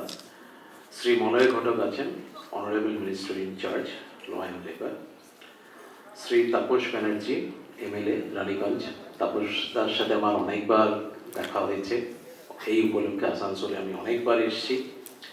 এছাড়াও আছেন শ্রী সৌমেন চন্দ্র লাহা, ডিআই সেকেন্ডারি, পশ্চিম বর্ধমান। তো উনি আগে ছিলেন ঝাড়গ্রামে ডিআই প্রাইমারি হিসেবে। তো আমাদের তো উচ্চ মাধ্যমিক পরীক্ষা উপলক্ষে অধিকাংশ ডিস্ট্রিক্টেই ভিজিট করতে হয় ডিফারেন্ট মিটিং করার জন্য। তো তখন ওনার সাথে দেখাও হয়েছিল, ডিআই প্রাইমারি উপলক্ষে উনি ওখানে ছিলেন ঝাড়গ্রামে। তো এখন ওনাকে দেখে খুব ভালো লাগলো, এখন উনি পশ্চিম বর্ধমানে আছেন ডিআই সেক্রেটারি হিসেবে। তো আমার আগে যারা পূর্বতন বক্তা ছিলেন খুব ভালো, তারা অনেকেই বক্তব্য রেখেছেন। স্বামী দেবপ্রিয়ানন্দজি ভীষণই ভালো বলেছেন, মলয়দা ভীষণ ভালো বক্তব্য রেখেছেন, তাপসদাও খুব ভালো বক্তব্য রেখেছেন। তো আমার এখানে লেখা রয়েছে আমি একাডেমিক বক্তব্য। তো আমি আজকে একাডেমিক লেকচার হিসেবে সেরকম কোনো ক্লাস নেওয়ার মতো কোনো ইচ্ছে আমার মানসিকতা নেই। তবে রামকৃষ্ণ মিশন আসানসোল আজকে যে নতুন যাত্রা, যেটা একটা পথ চলা শুরু করলো, সেটা একটা অত্যন্ত ভালো একটা অধ্যায়। উচ্চ মাধ্যমিক শিক্ষা তারা প্রথম স্টার্ট করলেন আজকে, এবং সব থেকে বড় কথা সায়েন্স ডিসিপ্লিন নিয়ে। আমি নিজে যেহেতু সায়েন্সের, এবং আমি নিজে যেহেতু ইঞ্জিনিয়ারিং ডিসিপ্লিন, মানে science and technology truly speaking, তো আমি সবসময় সায়েন্সটাকে অ্যাডভোকেট করছি। আমি 2021 সালে উচ্চ মাধ্যমিক শিক্ষা সংসদের দায়িত্ব নেওয়ার পর থেকে আমি এসে দেখলাম যে সায়েন্সের স্টুডেন্ট প্রায় অলমোস্ট নেমে গেছে 10%। মানে টোটাল যদি 8 লক্ষ পরীক্ষার্থী থাকে তো 80,000 হচ্ছে সায়েন্স, মানে এরকম হচ্ছে জাস্ট কন্ডিশন ছিল। তো সেটা অত্যন্তই খারাপ, কারণ আলটিমেটলি এটা বিজ্ঞানের যুগ, ফলে সায়েন্স থেকে আমরা অনেক ডিসিপ্লিনে যেতে পারি। ইঞ্জিনিয়ারিং, মেডিকেল থেকে শুরু করে সায়েন্টিস্ট, দেশের বিভিন্ন জায়গায় যারা বিজ্ঞানী হন তারা কিন্তু সায়েন্স থেকেই যান। ফলে এটা একদমই ডিজায়ারেবল নয়। তো আমি সেটা একটা পুশ করার চেষ্টা করছি, সবসময় সেটাকে প্রমোট করার চেষ্টা করছি যে সায়েন্স এডুকেশনটা আরও ভালোভাবে চলুক, সায়েন্স পপুলারাইজেশন যেটাকে বলা হয়। তো সেই দিকে লক্ষ্য রেখে রামকৃষ্ণ মিশন আসানসোল সায়েন্স দিয়ে তারা উচ্চ মাধ্যমিক শিক্ষাটা চালু করলেন, এইচএস কারিকুলাম, খুবই ভালো লাগছে সেটা। তো এখানে অবভিয়াসলি তার জন্যে রামকৃষ্ণ মিশন, এছাড়া আমি আসানসোলের আগেও এসেছি, তাদের যে ক্যাম্পাস, তাদের যে ইনফ্রাস্ট্রাকচার, তার জন্য অসংখ্য ধন্যবাদ জানাবো সেক্রেটারি মহারাজ স্বামী সোমাত্মানন্দজি মহারাজ এবং হেড অফ দ্য ইনস্টিটিউশন স্বামী ভৈরবানন্দজি মহারাজ। তাদের সাথেও আমার অনেকবার এর আগে যোগাযোগ হয়েছে। সোমাত্মানন্দজি মহারাজের সাথে আমার অনেক সময় বহুবার কথা হয়েছে, হেড অফ দ্য ইনস্টিটিউশনের সাথে বহুবার কথা হয়েছে ডিফারেন্ট ওকেশনে। তো রামকৃষ্ণ মিশন আসানসোলের যে ক্যাম্পাস, এটা ভীষণই ভালো ক্যাম্পাস। আমি অনেকবার এসেছি, আমি এখানে ইভেন গেস্ট হাউসেও ছিলাম, অন্যান্য কাজেও যখন এসেছি উচ্চ মাধ্যমিকের, তখন আমি রামকৃষ্ণ মিশন একবার ঘুরে গেছি, হয়তো মন্দিরে একবার প্রণাম করে গেছি, বা এখানকার যারা সেক্রেটারি মহারাজ আছেন অথবা হেড অফ দ্য ইনস্টিটিউশন মহারাজ আছেন তাদের সাথে দেখাও জাস্ট করে গেছি। তো রামকৃষ্ণ মিশন আমি যেখানেই, আমি আমার উচ্চ মাধ্যমিক শিক্ষা সংসদের সভাপতি হিসেবে আমি যতগুলো রামকৃষ্ণ মিশনে আমার যখনই ইনভাইটেশন এসেছে সবসময় গেছি, কারণ রামকৃষ্ণ মিশনের প্রতি আমার একটা শ্রদ্ধা, কৃতজ্ঞতা এবং ভালোবাসা আছে। আমি যদিও নিজে রামকৃষ্ণ মিশনের ছাত্র নই, আমি ক্লাস 10 অবধি পড়েছি সাধারণ একটা বেঙ্গলি মিডিয়াম স্কুলে, একদম সাধারণ একটা just government sponsor Bengali medium স্কুলে। তারপর 11-12 আমি সুইচ ওভার করেছিলাম ইংলিশ মিডিয়ামে, বেশ মোটামুটি সেটা ভালো, সেটা হচ্ছে সেন্ট জেভিয়ার্স কলেজে। তারপর সেখান থেকেই আমি আলটিমেটলি ইঞ্জিনিয়ারিংয়ে গেছি, আমার সায়েন্স ডিসিপ্লিন ছিল অবভিয়াসলি। আমি WBJEতেও র্যাঙ্ক করেছিলাম, যাদবপুর ইউনিভার্সিটিতে আমি ব্যাচেলার্স ডিগ্রি করেছি, তারপর হায়ার স্টাডিজগুলো সমস্ত IIT কানপুর থেকে করা, এবং আমি IIT খড়গপুরেও আমি পেয়েছিলাম, কারণ IIT জয়েন্টও আমি পেয়েছিলাম, ভালোই রেজাল্ট হয়েছিল, কিন্তু তখন IIT খড়গপুরে আমি অ্যাডমিশন না নিয়ে আমি যাদবপুরে অ্যাডমিশন নেওয়াটা আমি প্রেফার করেছিলাম। তো যাই হোক, তারপর আমি অনেক ফরেন বহু জায়গাতে বিদেশে অজস্র দেশে গেছি, অন্তত 20-25টা দেশে বিভিন্ন রিসার্চ করে বলেছিলেন। কিন্তু রামকৃষ্ণ মিশন আমি বহু স্টুডেন্ট, আমি তো 3 দশকের বেশি যাদবপুর ইউনিভার্সিটিতে আছি। যাদবপুর ইউনিভার্সিটিতে প্রচুর ছাত্র যারা তারা এসছে হচ্ছে রামকৃষ্ণ মিশন থেকে। তো সেটা রামকৃষ্ণ মিশন নরেন্দ্রপুরী হোক বা অন্যান্য যে কোনো রামকৃষ্ণ মিশন, রওনা হতে পারে, আসানসোল হতে পারে। আসানসোল তো মানে তারা মাধ্যমিক অবভিয়াসলি দিয়ে এসছে, মাধ্যমিক তারা ছিল রামকৃষ্ণ মিশন আসানসোল। তারপর পুরুলিয়া, রামহরিপুরে, বাঁকুড়াতে যখন এইচএস এডুকেশন চালু হলো তখন আমি ওখানে গিয়েছিলাম। তখনও স্বামী সমাত্মানন্দজি মহারাজের সাথে দেখা হয়েছিল। ওনাকে বলেছিলাম আপনি আসানসোলে করুন, যাতে আমার টেনিয়রে থাকাকালীন আমি যাতে একবার আসতে পারি এইচএস এডুকেশনের উদ্বোধনের জন্য। যাই হোক, সেটা হয়েছে, খুবই ভালো। এটা অত্যন্ত একটা খুশি ব্যাপার, ভীষণই ভালো লাগবে। তো যাই হোক, আমি রামকৃষ্ণ মিশনের প্রতি একটা অন্যরকম টান আছে, শ্রদ্ধা আছে, ভালোবাসা আছে। বেলুর মঠেও আমি অজস্রবার গেছি। তো আমি নিজে যদিও কিন্তু রামকৃষ্ণ মিশনের ছাত্র নই, কিন্তু রামকৃষ্ণ মিশন যে এডুকেশনটা দেয়, সে কোয়ালিটি অফ এডুকেশন যেমন একটা খুব গুরুত্বপূর্ণ, তার সাথে যেটা অন্যান্য আমার যারা পূর্বতন বক্তা তারাও বলেছেন, যেটা ভ্যালু এডুকেশন, মূল্যবোধ, সেটা অত্যন্ত গুরুত্বপূর্ণ জায়গায়। প্রকৃত মানুষ করার যে কারিগর, কারণ আমি এত স্টুডেন্টের সাথে, আমি বললাম তো 3 দশকের বেশি ধরে আমি শিক্ষকতার সাথে যুক্ত, যাদবপুর ইউনিভার্সিটির অধ্যাপক, এত স্টুডেন্টের সাথে আমার জাস্ট পরিচয় হয়েছে। যারা রামকৃষ্ণ মিশনের স্টুডেন্ট, সেটা যে কোনো রামকৃষ্ণ মিশনের হোক, তাদের একটা অন্য জায়গা থাকে। একাডেমিক্যালি তো তারা ভালো আনডাউটেডলি, কিন্তু তার একটা অন্য, তার যে মূল্যবোধ, তারা যে প্রকৃত যে মনুষ্যত্ব এবং সমাজের জন্য যে একটা ওভারঅল চিন্তা ভাবনা, সেই ব্যাপারটা কিন্তু অত্যন্ত তাদের মধ্যে ইনকালকেটেড থাকে, তাদের মধ্যে সেটা মনের মধ্যে কিন্তু সেটা একদম প্রথিত থাকে। এটা অত্যন্ত গুরুত্বপূর্ণ এবং এই ব্যাপারে সামাজিক দিক থেকে রামকৃষ্ণ মিশন একটা অত্যন্ত গুরুত্বপূর্ণ দায়িত্ব পালন করছেন বলে আমি মনে হয়। এবং আমি অনেক সময় ইভেন জিএস মহারাজ, স্বামী আর কি সুবীরানন্দ মহারাজের সাথেও দেখা হয়েছিল, বা অন্যান্য যাদের সাথে আমি গোলপার্কে স্বামী সুপর্ণানন্দ মহারাজের সাথে বহুবার কথা হয়। আমি সবসময় অ্যাডভোকেট করি যে রামকৃষ্ণ মিশন আরও বেশি করে এডুকেশন সেগমেন্টে আরও এগিয়ে আসুক, কারণ আমাদের পশ্চিমবঙ্গের এডুকেশন উন্নতির জন্য রামকৃষ্ণ মিশনে কিন্তু একটা অত্যন্ত গুরুত্বপূর্ণ ভূমিকা আছে। তো যাই হোক, এবার আমি উচ্চ মাধ্যমিক শিক্ষা সম্বন্ধে আসি। আমি 2021 সালে এইচএস এডুকেশনের দায়িত্ব নেওয়ার পর থেকে উচ্চ মাধ্যমিকে অনেক কিছু কিন্তু পরিবর্তন করা হয়েছে। যারা এখানে ছাত্র আছো তারা জানেন, বা যারা আপনারা টিচার আছেন, এখানে সামনে উপস্থিত আছেন অনেক যারা মহারাজ আছেন, যারা টিচার আছেন, টিচার এখানকার টিচার আছেন, বাইরের অন্যান্য স্কুলে যারা আমন্ত্রিত যারা টিচার বা হেড অফ দ্য ইনস্টিটিউশনস আছেন, এখানে ছাত্ররা আছে যাদেরকে আজকে স্বয়ং হেড অফ দ্য ইনস্টিটিউশন চন্দনের টিপ পরে যারা যাদেরকে আর কি বরণ করে নিলেন, অন্যান্য ছাত্ররাও আছেন, এবং যারা সর্বোপরি গার্জিয়ান যারা আছেন। তো যাই হোক, এটা সবার উদ্দেশ্যেই বলছি যে উচ্চ মাধ্যমিক শিক্ষা কিন্তু এখন অনেক পরিবর্তন হয়েছে 2021-এর পর থেকে। আমরা যে নতুন কারিকুলাম যেটা চালু করলাম 2024 থেকে, যে নিউ কারিকুলাম চালু হয়েছে, যেটা 2012-র পর প্রথম কারিকুলাম রিভিশন হলো আফটার 12 ইয়ার্স, এই কারিকুলামটা এখন কোনোভাবে সিবিএসসি বা সিআইএসসি থেকে কোনোভাবে কম তো নয়, কিছু কিছু সেগমেন্টে আমরা এগিয়ে আছি। আমরা যে কোনো এখন যে কারিকুলাম আছে তাতে WBJEE, JEE মেন্স, নিট প্রত্যেকটি জায়গা কিন্তু কভার করছে, তার কোনো অংশ কিন্তু বাইরে নেই। কিছু কিছু ক্ষেত্রে যেই অ্যাডভান্সড পর্যন্ত আমরা ছুঁয়ে গেছি, IIT যে এন্ট্রান্স পরীক্ষা হয় সেটাকেও আমরা ছুঁয়ে গেছি। আর NEP 2020 জাতীয় শিক্ষানীতিতে প্রথম কিন্তু প্রপোজ করা হয়েছিল যে 11-12 সেমিস্টার সিস্টেম, এবং ডাউন দি লাইন 9-10-ও বলা হয়েছিল। সেটা রাজ্য শিক্ষানীতি স্টেট এডুকেশন পলিসি 2023-তে সেটা গৃহীত হয়েছে। গৃহীত হওয়ার পর আমরা প্রথম স্কুল বোর্ড হিসেবে 24-25 থেকে, ভারতবর্ষের প্রথম স্কুল বোর্ড হিসেবে আমরা কিন্তু 24-25 থেকে সেমিস্টার সিস্টেম চালু করেছি।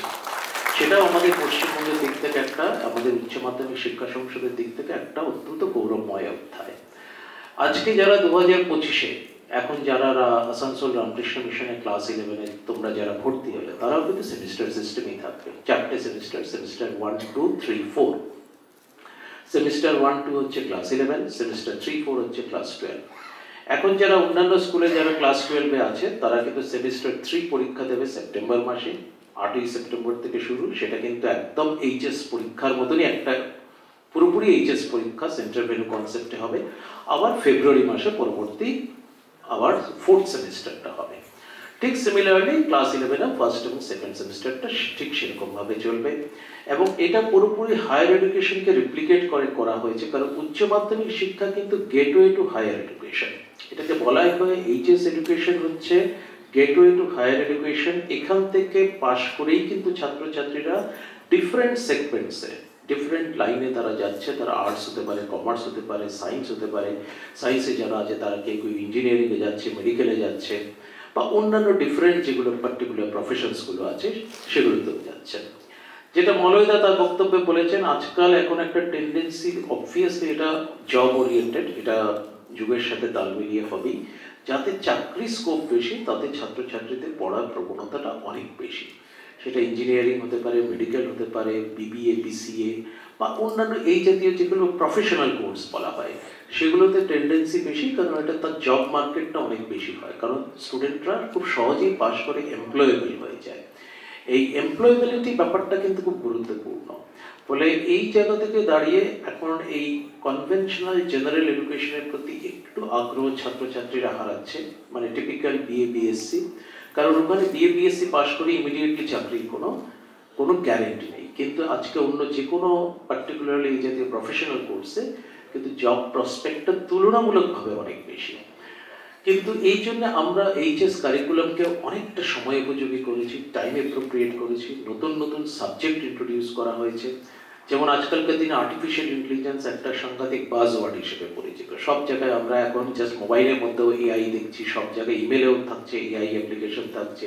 যে কোনো ইন্টারনেট ব্রাউজার, ক্রোম হোক, ইন্টারনেট এক্সপ্লোরার হোক বা যাই হোক, সর্বত্র কিন্তু এআই ইন্টিগ্রেটেড রয়েছে। তো এআই জিনিসটা কি সেগুলোও কিন্তু আমরা এইচএস কারিকুলামে ঢুকিয়েছি। সাইবার সিকিউরিটি, আমরা সবাই আজকাল অনলাইন ট্রানজ্যাকশন করছি, ইউপিআই ট্রানজ্যাকশন এখন মাঠে ঘাটে মানে সবাই বাজারে টাজারে সর্বত্রই করে। তো সেখানে এই ট্রানজ্যাকশন করার সময় আমাদের কিন্তু সাইবার সিকিউরিটি সম্বন্ধে ধারণা থাকা দরকার। সেইগুলোর উপর আমরা কোর্স কিন্তু ইন্ট্রোডিউস করেছি। ফলে কন্টেম্পোরারি সমস্ত যেগুলো সাবজেক্ট আছে তার উপর কিন্তু এইচএস কারিকুলামে এখন কিন্তু নতুন নতুন কোর্স চালু হয়েছে। একটু সমস্যা আছে এই কোর্সগুলো জনপ্রিয় করার জন্য। আমাদের যেটা সমস্যা হচ্ছে সেটা ডিআই সাহেব খুব ভালো করেই জানেন যে একটা স্কেয়ারসিটি অফ টিচার রয়েছে, এটা বাস্তব সত্য। আশা করা যায় এই সমস্যাটা আমরা ভবিষ্যতে কাটিয়ে উঠবো খুব শীঘ্রই। রামকৃষ্ণ মিশনে এই সমস্যাটা নেই, এটা ডেফিনেটলি এটা যেহেতু একটা স্পেশাল এডুকেশনের আন্ডারে পড়ে। কিন্তু অন্যান্য যেগুলো সরকারি স্কুলগুলো, গভর্নমেন্ট স্পন্সর স্কুল, তাদের এই সমস্যাগুলো রয়েছে। আশা করা যায় এই সমস্যাটা আগামী দিনে খুব শীঘ্রই সেটা আমরা কাটিয়ে উঠতে পারবো। ফলে এই নতুন কোর্সগুলো চালু করার ব্যাপারে ওটা একটা হিন্ড্রেন্স হয়ে গেছে। কিন্তু আমরা আমাদের দিক থেকে অনেকগুলো নতুন কোর্স আমরা অফার করছি যেগুলো টাইম অ্যাপ্রোপ্রিয়েট, কন্টেম্পোরারি, যেগুলো যদি ছাত্রছাত্রীরা নেয় তাহলে কিন্তু তারা কিন্তু ভবিষ্যতে যে টোটাল জব মার্কেট মানে জব সিনারিওতে তারা কিন্তু এক কদম অন্তত এগিয়ে যাবে, ওয়ান স্টেপ অন্তত তারা এগিয়ে থাকবে। তো যাই হোক, আমি আমার বক্তব্য খুব একটা দীর্ঘায়িত করব না। আজকে যে রামকৃষ্ণ মিশন আসানসোলে যে আজকে উচ্চ মাধ্যমিক শিক্ষা আজকে যেটা পথ চলা শুরু হলো, ভবিষ্যতে খুব সাফল্যের সাথে তারা এগিয়ে যাবে আমি সেটাই আশা করি। এবং আবার বললাম যে রামকৃষ্ণ মিশন শুধুমাত্র নর্মাল যে এডুকেশন, যেটা প্রথাগত শিক্ষার বাইরেও সব থেকে যেটা গুরুত্বপূর্ণ, যেটা মূল্যবোধের যে শিক্ষাটা দেয়, সেটা একটা অনন্য এবং অনবদ্য।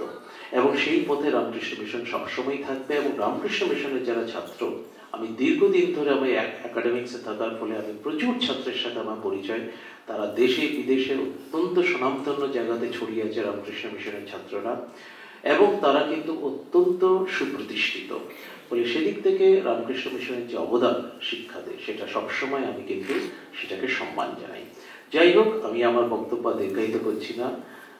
ঠাকুর, শ্রী শ্রী মা এবং স্বামীজিকে নমস্কার জানাই, এবং মঞ্চে যারা উপস্থিত যারা রয়েছেন, যারা বিশিষ্ট গুণীজন, তাদের সবাইকে সম্মান জানাই, এবং সামনে যারা রয়েছেন সবাইকে সম্মান, শ্রদ্ধা, ভালোবাসা। যারা ছাত্র তোমাদেরকে অনেক অনেক শুভেচ্ছা, এবং আগামী দিনে তোমরা খুব ভালোভাবে এগিয়ে চলো, সেই শুভেচ্ছা জানিয়ে আমার বক্তব্য শেষ করলাম। Thank you very much.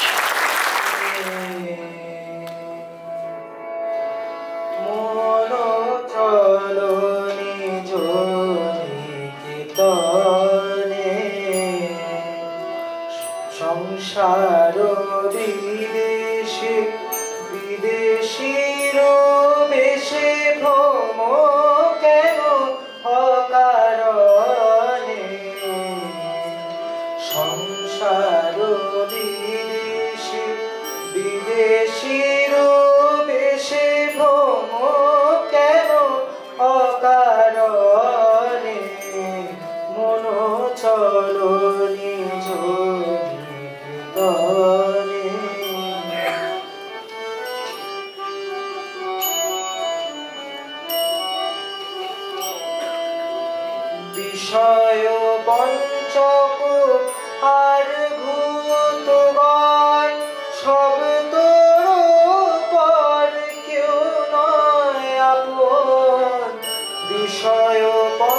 প্রেতলোক আর ভূতগণ সব তোর পর কেউ নয় আপন।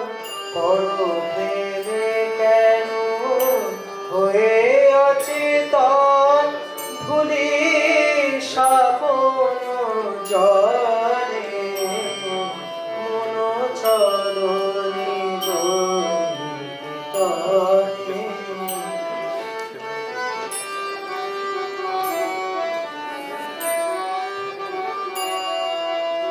সত্য পথে মন করো আরোহণ, প্রেমের আলো জ্বালি চলো মুখর। সঙ্গেতে সম্বল রাখো পুণ্যধর, গোপনে অতি যতনে। লোভ মোহ আদি পথে দস্যুগণ পথিকের করে সর্বসমসার। পরম যতনে রাখো রে প্রহরী সমতম দুই জনে মন চরণী গরিতনে।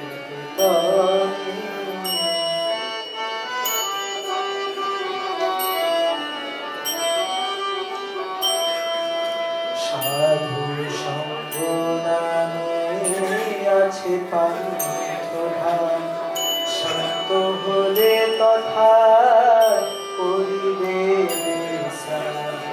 পথভ্রান্ত হলে শুধাইবে পথ, সে পান্থ নিবাসীগণে। যদি দেখো পথে ভয়ের আকার, প্রাণপণে দিও দোহাই রাজার। যদি দেখো পথে ভয়ের আকার, প্রাণপণে দিও দোহাই রাজার। সে পথে রাজার প্রবল প্রতাপ সমন্তরে যায়, শাসনে মন চরণী জয়িতনে। সংসার বিদেশীর দেশে ভ্রম কেন অকারণ,